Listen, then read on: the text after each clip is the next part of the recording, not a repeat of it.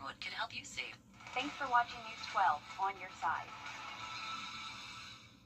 You can find ice-cold refreshment right here at Parker's Kitchen. Cool off with a large coffee or frozen drink for just 79 cents. Only at Parker's Kitchen.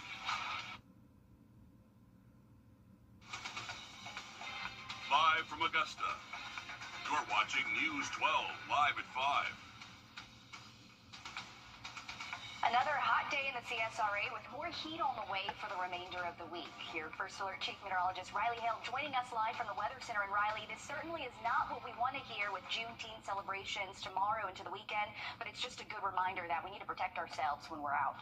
Definitely so, Zana. Even though we don't have heat advisories or heat warnings out there, this could still be some dangerous heat, especially if you're out in it too long and not staying hydrated. So especially everyone heading out to the festival tomorrow around downtown Augusta, just make sure you are staying safe out there. Be mindful of those heat illnesses. Now, the thing is, tomorrow as well, we're actually bringing back a low severe weather threat across the area. Marginal risk issued by the Storm Prediction Center for Thursday. We don't have quite as many storms out there today. You can see pretty good coverage of thunderstorms between Birmingham, Atlanta, mainly across areas west of the CSRA. Some of these storms could try to make their way towards us into this evening. You can see, currently speaking, there's not much happening for the CSRA. We got this one lone little thunderstorm about to cross over right where Clarks Hill meets Lake Russell, so just passed through Tignal, heading towards Mount Carmel next. It looks like it is going to stay mainly north of Lincolnton and downtown McCormick, but this type coverage is expected over the next several hours. Right now, it does look fairly good for the Green Jackets. They're going to start their game at 7:05 tonight, and it's a sensory-friendly night, so they're going to lower the loudspeaker, not quite do as many strobe lights, and they're going to have a quiet zone, too, so a great opportunity to take anyone out there with some sensory issues out to the ball game tonight. Now, heading into tomorrow, take a look at what our peak heat index should top out at later into the afternoon, most likely between 100 and 105. Actual highs will hit the mid-90s. We'll have a look at this severe weather threat for you coming up in just about 10 minutes. Thanks for that, Riley. We have an update for you from the Master's Table Soup Kitchen. They need your help as hunger grows in the community. This summer, the food bank says it's helping more than 300 kids. Your Hallie Turner is live in the newsroom. And Hallie, what do leaders say is the reason for the increase in mouths to feed? Well, it's a good mix between summertime and funds running out. While summer break is for many families is a break from the hustle and bustle, for others in our community, it's a big season for hunger, and the Soup Kitchen leaders say they're sounding the alarms with an increase in numbers like they've never seen before. Soup Kitchen manager LaDonna Dolman says numbers have been on the rise for a while. The surge started back in March when they fed around 93 kids. In April, numbers more than doubled to 191.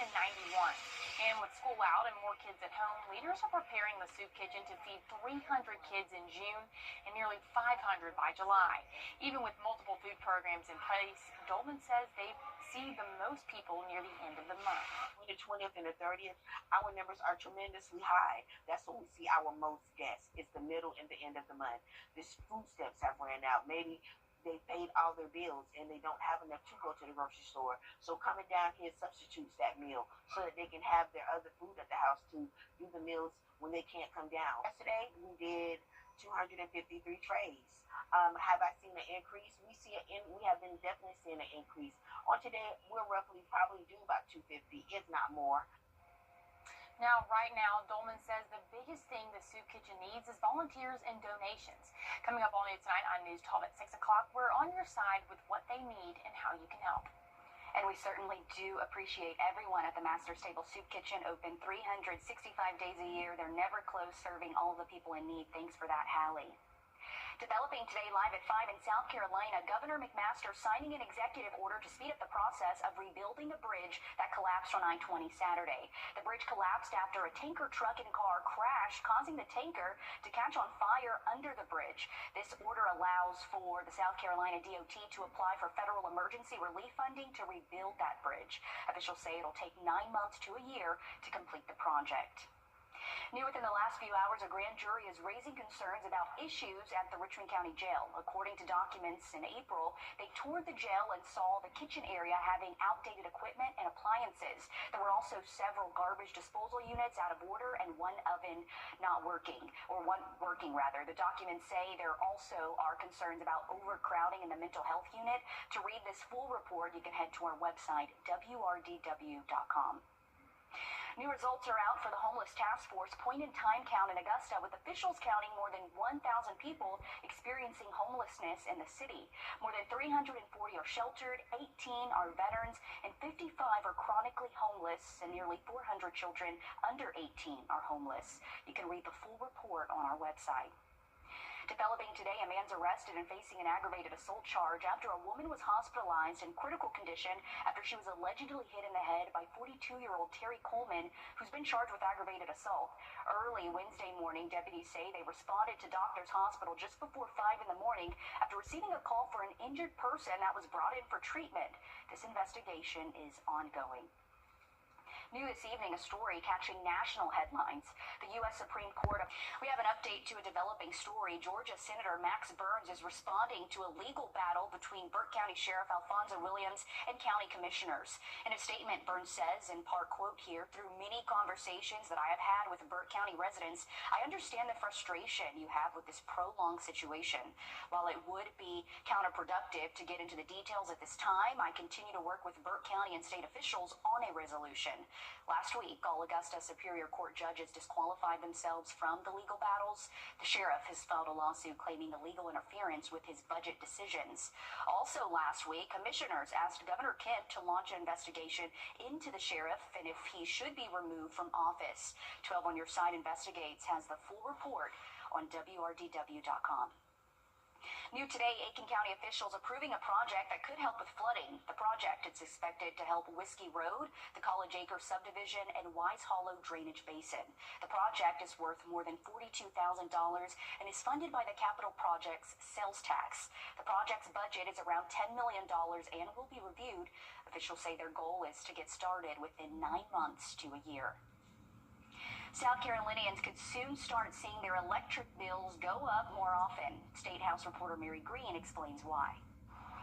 The General Assembly passed an expansive bill this year called the South Carolina Energy Security Act. Its main purpose is to ensure the state can keep the lights on for years to come. But it could also result in your light bill going up more frequently. Governor Henry McMaster joined lawmakers and utility executives at the governor's mansion Wednesday to mark the change in law.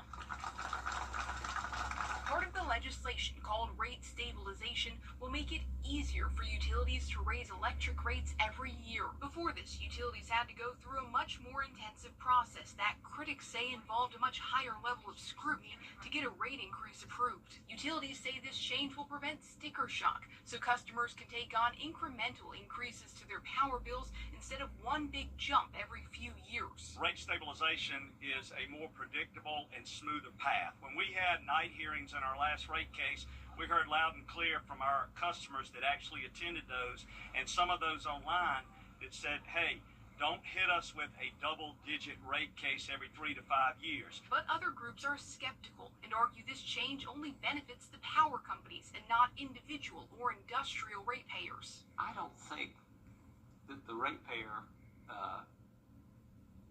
would advocate for annual rate increases so that they don't have to suffer through one every 3 or 4 or 5 years. And this is just one component of the expansive new energy law. Among its many other provisions, it also streamlines the permitting and appeals processes for new power plants, and it gives lawmakers blessing to a new natural gas plant in Colleton County.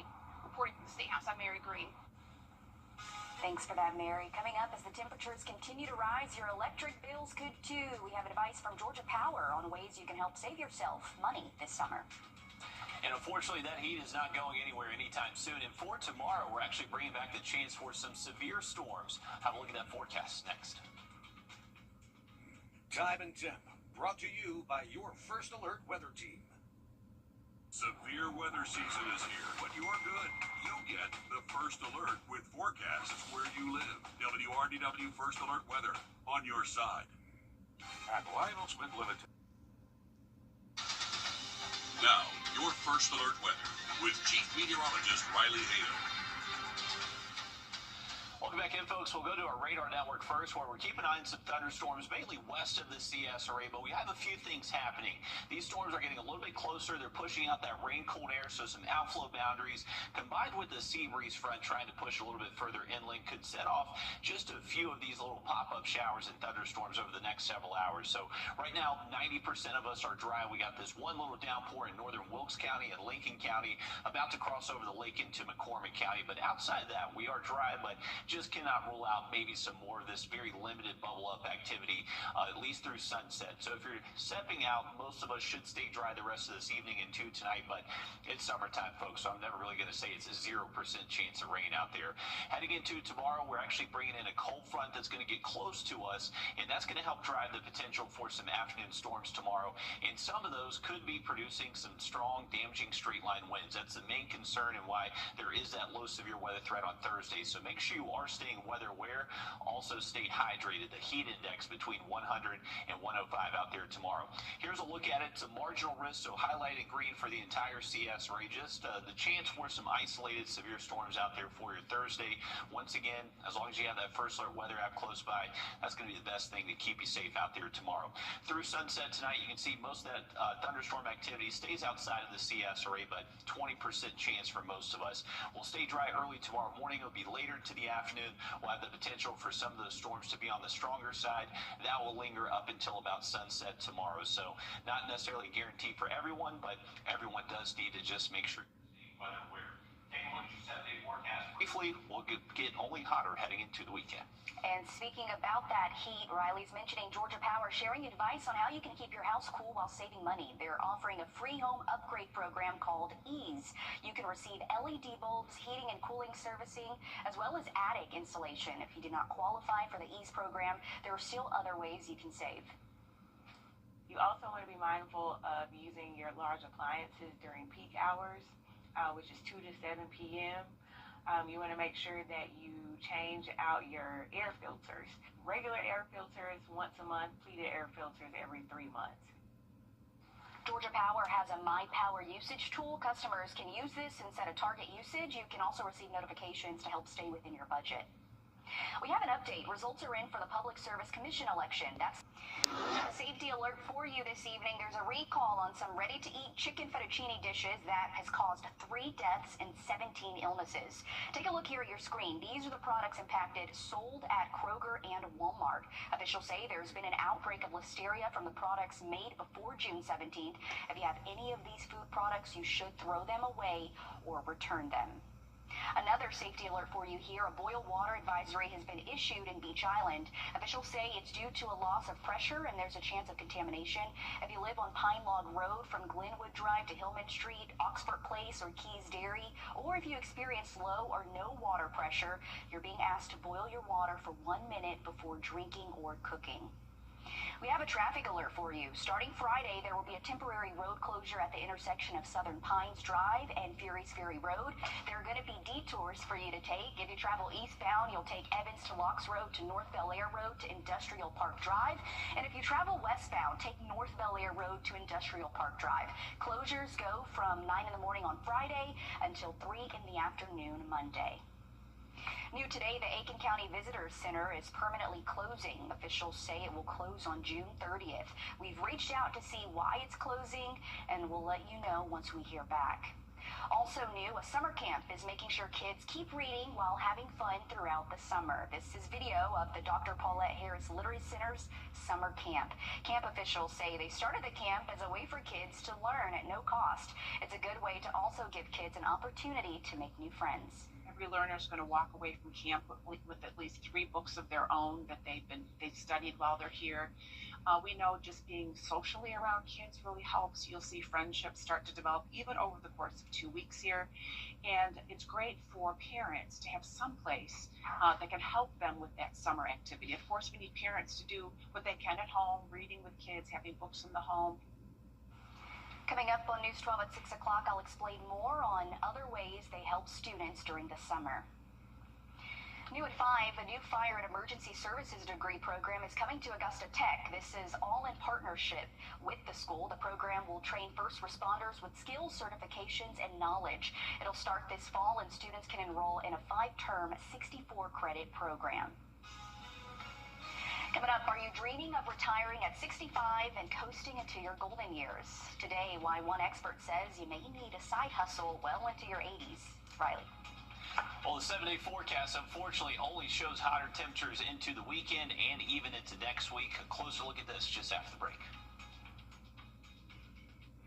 First Alert Radar, powered by Jim Hudson Automotive Group. At Brakes for Less, you get 999. First Alert Weather, where accuracy matters, keeping you alert during severe weather and helping you plan your day. We put our money where our forecast is. Each weekday, our forecasted high is within 3 degrees of the actual high. A local charity gets money in the bank. By being 100% accurate for a full month, over $1,000 went to a single charity. No other Augusta station is on your side the way we are, keeping you ready for anything and putting our accuracy to work. The First Alert Weather 3-degree guarantee, sponsored by Tough Doctor. Welcome back, folks. Take a look at our 7-day forecast. We have the Juneteenth holiday tomorrow. We have the festival going on. And the thing is, it's going to be hot. It's going to be humid. So make sure you are staying hydrated out there. And then we're going to have to keep an eye to the sky later into the afternoon. There actually is the chance for some of the storms tomorrow to be on the severe side. They're going to be driven by a cold front that's moving into the region. Should be getting closer towards us by the afternoon. That's what's going to help set off those thunderstorms. So if you have early plans Thursday, not expecting it to be wet by any means. Should be a fairly dry start to the day with a few passing clouds out there. I would say anytime after the lunch hour, 2 p.m. and after, that's when we'll start to notice these little thunderstorm cells starting to bubble up across the area. Any one of those that passes through the region just has that potential to briefly produce some strong wind gusts, some heavy rain, and frequent cloud-to-ground lightning. This particular new model run that just came in about an hour ago, showing that activity a little less, but the last run showed a little bit better coverage. So once again, with these models, they kind of go back and forth whenever we're in this type of convective environment. Kind of tough to pinpoint exactly where the first storm starts, and then that kind of influences other thunderstorms. Official start of summer for your Friday, and then as we head into the weekend, only hotter, mid-90s this weekend and upper 90s by next week. Thanks, Riley.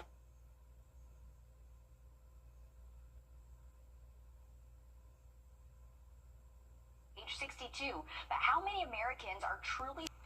Today, the nonprofit Blunt Beginnings held a community cleanup to pick up trash around Broad Street. This was a family event. Organizers say this was a great way to show the younger generation the power of community and giving back.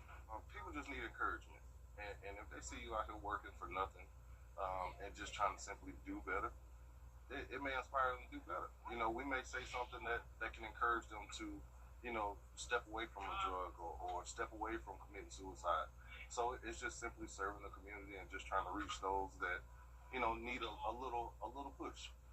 The organizer says this wasn't just about picking up trash, it was about lifting up spirits of those in our community.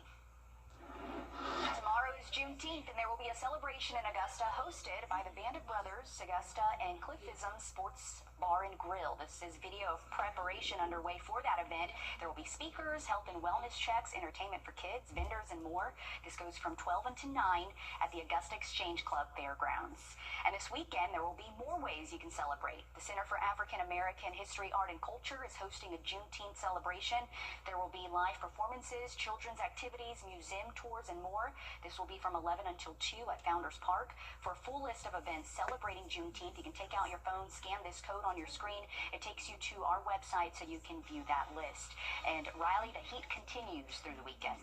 It does, Zana. We are going to see intense heat over the next 7 days. And for tomorrow, for our Juneteenth holiday, there is going to be the potential for a few hit-and-miss thunderstorms later into the afternoon. So just make sure you have that First Alert weather app close by if you're going to be outside. Another quick look at that forecast coming up. Right now at Rooms to Go, shop at...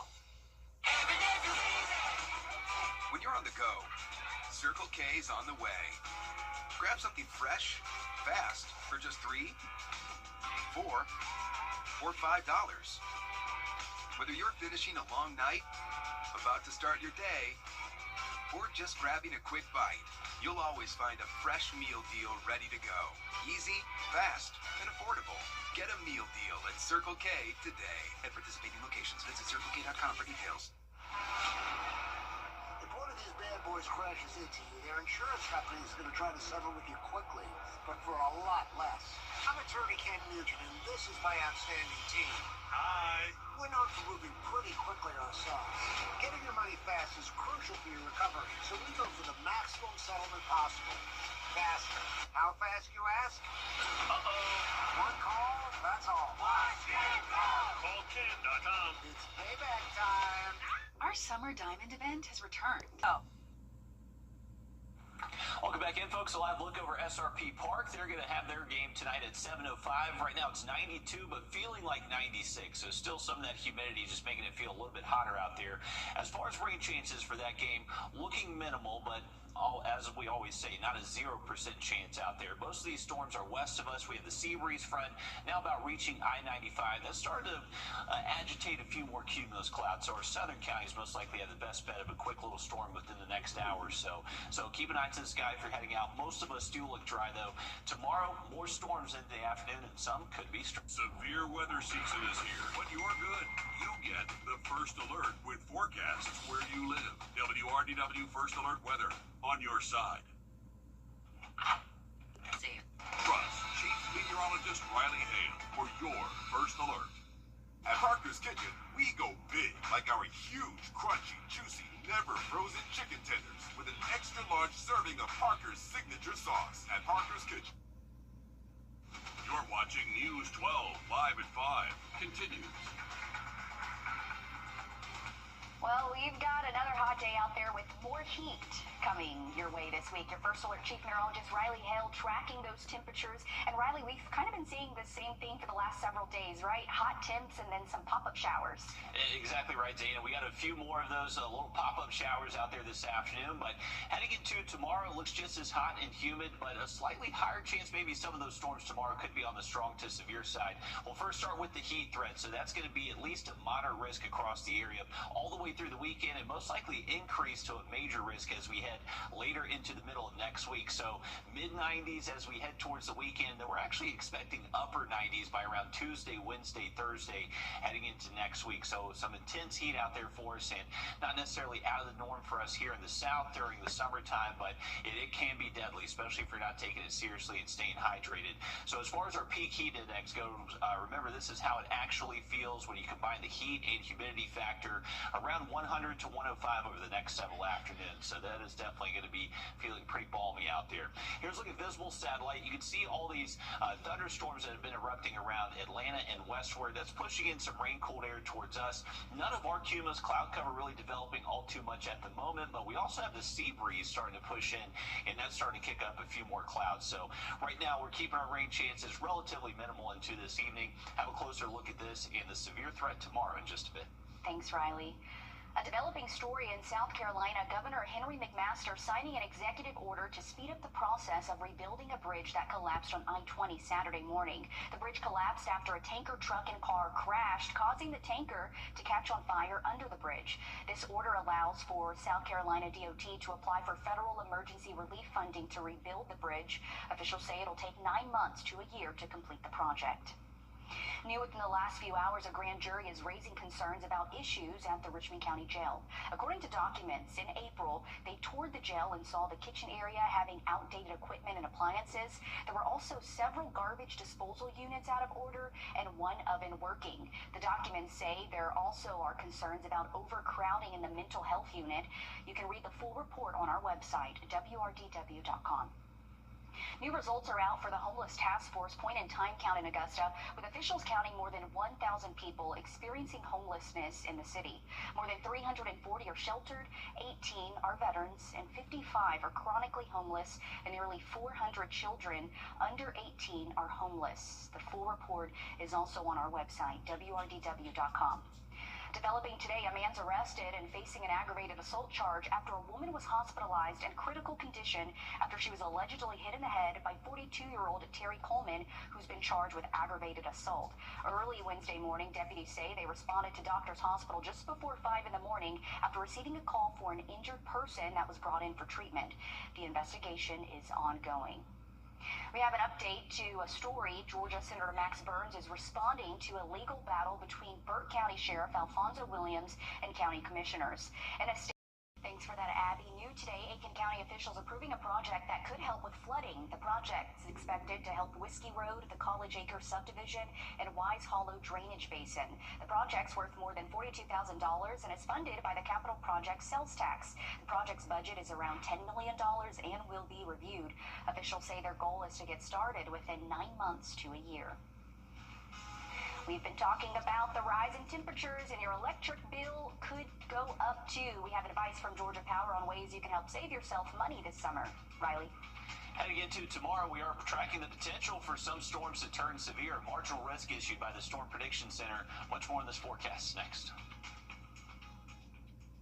Time and temp, brought to you by your First Alert weather team. Grovetown, you can't handle the roof.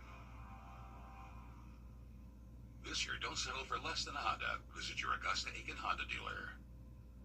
Did you know that if you die without a will... We have issued a first alert in anticipation. Spring in the CSRA means severe weather season is here. With fast-moving storms that can disrupt your whole day. Cloud to ground lightning, that's going to be... But you're good, because you watch WRDW First Alert Weather. First alert for all of our counties here. And you get the first alert with forecasts where you live. All the sweeps are working here. Whether it's sunny or severe, we get it right. And you get it first. WRDW First Alert Weather, on your side.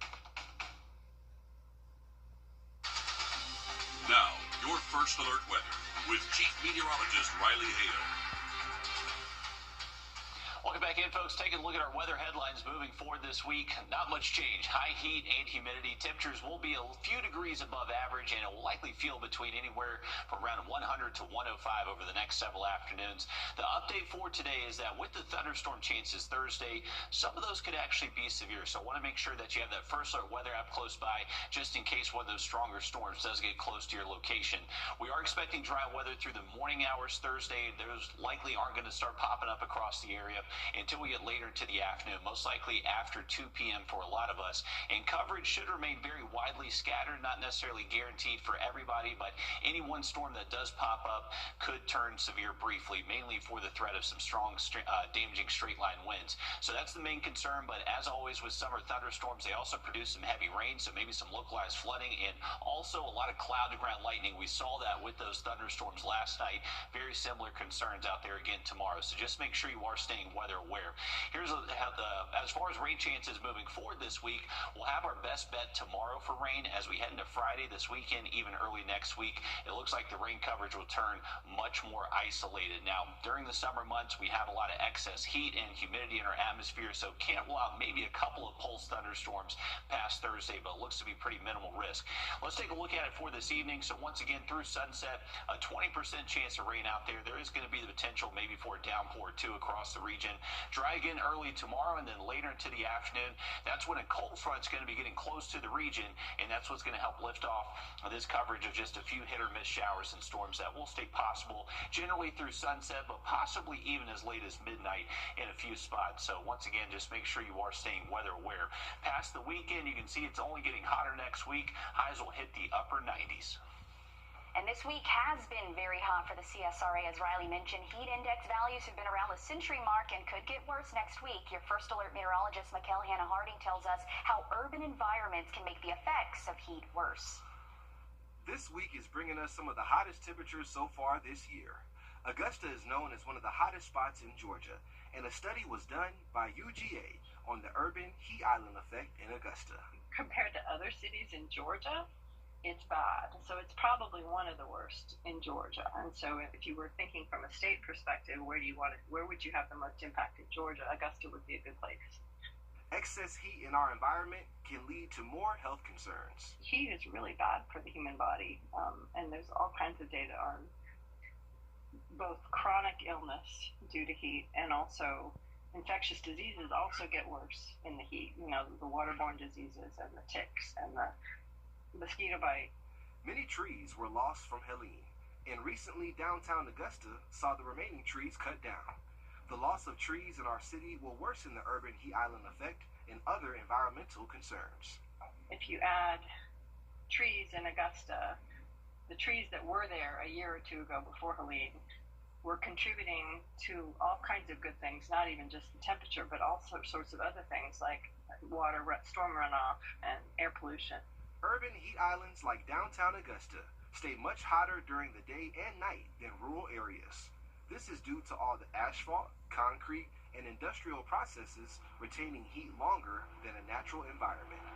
Dr. Yeager is working with the Greater Augusta Interfaith Coalition to create solutions to a growing problem. Trees are obviously the number one solution, but not the solution for everywhere and everything. So they also talk about green roofs, something called cool roofs and cool pavement, and then smart growth. Reporting in Augusta, Mikhail Hannah Harding, on your side. Dr. Yeager says that the Georgia Planning Association has a climate group that's working on how to better design urban landscapes in an effort to reduce the effects of intense heat. Thanks for that, Mikhail. Happening now, Georgia Power is sharing advice on how you can keep your house cool while saving money. They're offering a free home upgrade program called EASE. You can receive LED bulbs, heating and cooling servicing, as well as attic insulation. If you do not qualify for the EASE program, there are still other ways you can save. You also want to be mindful of using your large appliances during peak hours, which is 2 to 7 p.m. You want to make sure that you change out your air filters. Regular air filters once a month, pleated air filters every 3 months. Georgia Power has a My Power usage tool. Customers can use this and set a target usage. You can also receive notifications to help stay within your budget. Live at 5, we have a safety alert for you. There's a recall on some ready-to-eat chicken fettuccine dishes that has caused 3 deaths and 17 illnesses. Take a look here at your screen. These are the products impacted, sold at Kroger and Walmart. Officials say there's been an outbreak of listeria from the products made before June 17th. If you have any of these food products, you should throw them away or return them. Another safety alert, so listen up. A boil water advisory has been issued in Beach Island. Officials say it's due to a loss of pressure and there's a chance of contamination. If you live on Pine Log Road from Glenwood Drive to Hillman Street, Oxford Place, or Keys Dairy, or if you experience low or no water pressure, you're being asked to boil your water for 1 minute before drinking or cooking. New today, the Aiken County Visitor Center is permanently closing. Officials say it'll close on June 30th. We've reached out to see why it's closing, and we'll let you know once we hear back. Also new today, a summer camp, making sure kids keep reading while having fun throughout the summer. This is video of the Harris Literacy Center's summer camp. Camp officials say they started the camp as a way for kids to learn at no cost. Students also are learning how to be creative. We use a program called Booksicles, and just as the name kind of implies, it's a book that turns into a musical. So we pick one each year, and during the morning, the students work on preparing a performance for the end of camp. So each day they're working on, they might be working on their lines, they might be working on artwork, props, various things like that. And these are talented kids. I was there today. Coming up on News 12 at 6 o'clock, I'll explain how else they help students during the summer at this camp. Amazon announces its annual Prime Day, and it's going to be bigger and longer than ever. I'm Jamie Tucker. Coming up, if you plan to shop, I want to show you how to set yourself up for the best deals long before the sale begins. First Alert Radar, powered by Jim Hudson Automotive Group. Escape the high payments. Please, Julex's dealer. Welcome back in, folks. Take a look at our fishing game forecast for tomorrow. We got a peak between around 8:45 and 9:45, and then a later evening peak tomorrow after sunset between 9 and 10 p.m. If you are going to be heading to the lake tomorrow afternoon, just make sure you're keeping an eye to the sky. Remember, there is that potential for a strong to severe thunderstorm, mainly after 2 p.m. for most of the CSRA. Those storm chances do decrease on Friday, looking to be mostly dry throughout our Friday afternoon. Then heading into the weekend, remember, Saturday is Take a Kid Fishing Day. They're actually going to be having a free kids fishing rodeo at the Modoc Boat Ramp. That's going to be hosted by the United Sportsman Alliance along with the U.S. Army Corps of Engineers.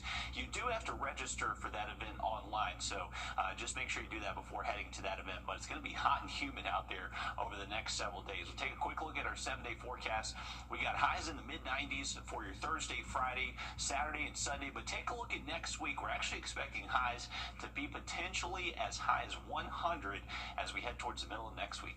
Ooh, it's going to be a hot one, but we'll be ready. Keep that water close. Thanks, Riley. Today, the nonprofit Blunt Beginnings held a community cleanup to pick up trash around Broad Street. This was a family event. Organizers say this was a great way to show the younger generation the power of community and giving back. Man, you're never too good to serve your community. I think a lot of people kind of lose sight of that because they reach a certain status or, their finances are a little bit better than others, but you should always spend some time and clean up those places that's a little bit underserved. The organizer says this wasn't just about picking up trash, it was about lifting up spirits of those in our community. Amazon released the dates for its annual Prime Day sales event, and this year it isn't just 1 or 2 days. Amazon has stretched it to 4 days. I'm in trouble. I know a lot of us are. July 8th through the 11th. It's one of Amazon's biggest days of the year, even outpacing Black Friday in terms of revenue. As consumer tech reporter Jamie Tucker explains, if you plan to shop, you should get started now to save. Serious Prime Day shoppers know you have to prime yourself ahead of time for a couple of reasons. Number one, you don't want to buy things you don't need. Number two, you need to find out if the deals are really good deals. And if you're shopping on Amazon Prime Day, you better start now. First, add items you're interested in to a shopping cart or wish list. Amazon's new AI bot, Rufus, will notify you if it goes on sale. You just ask the bot in the question box. You'll get a notification when it drops a certain percentage or to your price target. Be skeptical of flashy discounts. If you see something marked 80% off, it might not be a real deal. Some sellers raise prices before Prime Day, only to drop them during the sale and make it look like a big discount. There's a free app called Keepa that shows the price history of almost every product on Amazon. You'll see whether the current sales price is really a bargain or just clever marketing. Another tool is camel.com.